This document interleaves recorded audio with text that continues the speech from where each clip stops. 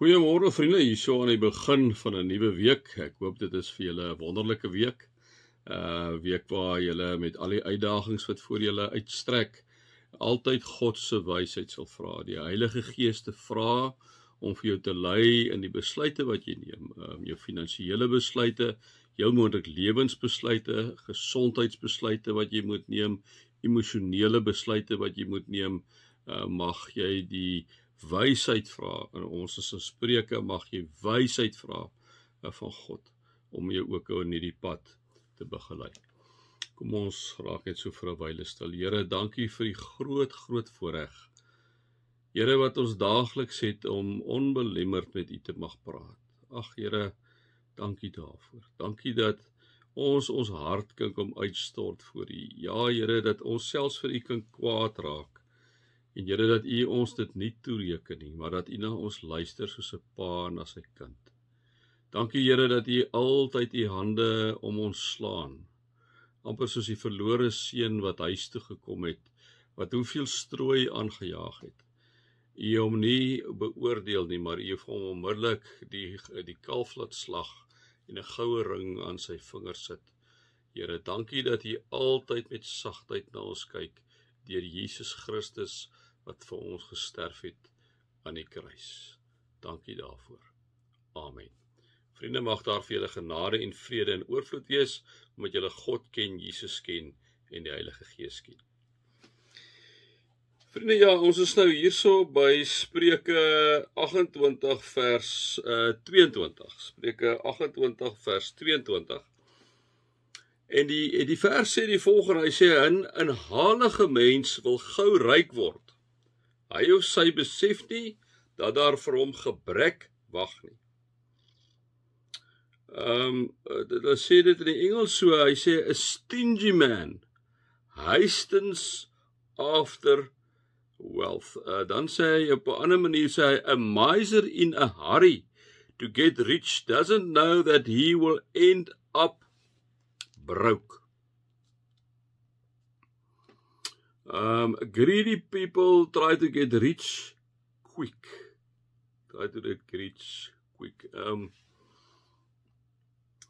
Vriende, wat hierdie vers, die dilemma met hierdie versies mos nou is ek en jy hardloop reg daar behoor. Ons dink nie altyd daar nie, veralnik as ek in die Bybel lees, is dit so mos of ons amper al, want ek sê dit al baie vir julle gesê, we want to accomplish, ons wil hom nou net sê, ons het dan 'n bietjie na die Bybel gekyk. Die dilemma is, ons gaan nie oordentlik in die Bybel in nie, vriende. Met die gevolg is, ons baie keer sal mense sê, maar God praat nie met jou nie. God praat die heeltyd met jou. Ek dink ons ore is net toe, ons is net so absoluut opgevang in ons elke dag se werk, in ons elke dag se omstandighede, in ons elke dag se uitdagings, of dit nou kinders is, of dit nou werksomstandighede is, dat ons het nie tyd vir die Here nie, daarom hoor ons nie die Here nie, daarom sê ons dikwels, maar Here, waar is hy? Hy's daar, ek en jy is nie daar by hom nie, dit is ons groot probleem, hedendaagse probleem, almal se probleem, myne en kluis, ek sukkel ook met die goed, vriende. En daarom sal ek en jy inderdaad moet tyd maak vir die Here. Ek sê dit vir julle vandag, weer eens, ek praat nou lekker met myself daaroor. Vriende, ons sal moet prioriteit maak om by die Here uit te kom. Ek en jy moet tyd maak om by die Here uit te kom. Dit moet 'n prioriteit wees. As dit nie 'n prioriteit is nie, vriende, gaan dit nooit 'n prioriteit raak in ons lewe nie. Daarom is die uitdaging aan myself, en ek het dit ook gestel in ons gemeente, is kom ons maak weer tyd vir die Here. Of dit nou in jou kar is waar jy tyd maak, dit maak nie saak waar nie. Maak tyd vir die Here. Lees 'n gedeelte. Moenie lees, liewe vriende, net om die Bybel toe te maak en weg te sit nie. Lees om te verstaan wat daar aangaan. Hoor wat God vir jou sê deur daai spesifieke vers. Gaan dink daaroor die dag. Ek dink dit is waar God so. Ek daag julle weer uit. Kom ons luister wat God vir ons sê, want hy praat met ons.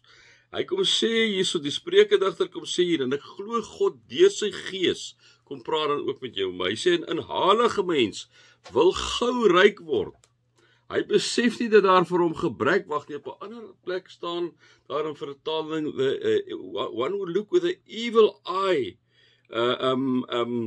at the world. Nou wat hy bedoel daarmee, wanneer jy 'n inhalige mens is, want dis die Afrikaanse vertaling, 'n inhalige mens wil gou ryk word. Hy besef nie dat daar vir hom gebrek wag nie.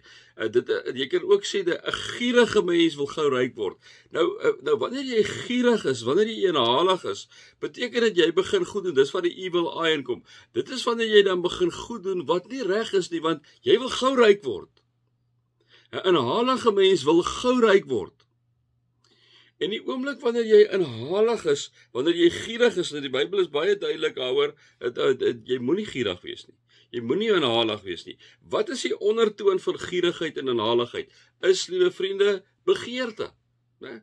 Begeerte, jy begeer iets, daarom wil jy dit hê. Ten alle koste wil jy dit hê. So jy doen nou goed om dit te bereik, liewe vriende, wat jy normaalweg nie sal doen nie. En baie kere 'n inhalige mens wat wil gou ryk word, doen ook dikwels onetiese goed. Want daar's 'n manier dat jy gou ryk word nie, ek en jy weet dit.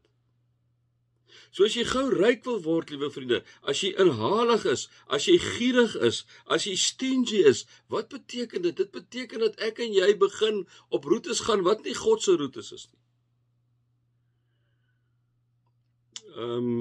Besop vir te vinnig wil ryk word. 'n Inhalige mens wil gou ryk word, hy besef nie dat daar vir hom gebrek wag nie, né? So 'n inhalige, gierige mens neem dan dikwels verkeerde besluite, op die ingewing van die oomblik besluite. Hierdie, liewe vriende, 'n inhalige, gierige mens, as 'n luister byvoorbeeld, as iemand vir hom sê, of haar sê, hoor hierso, jy moet hier kom belê, hier gaan jy 30% wins 'n maand kry.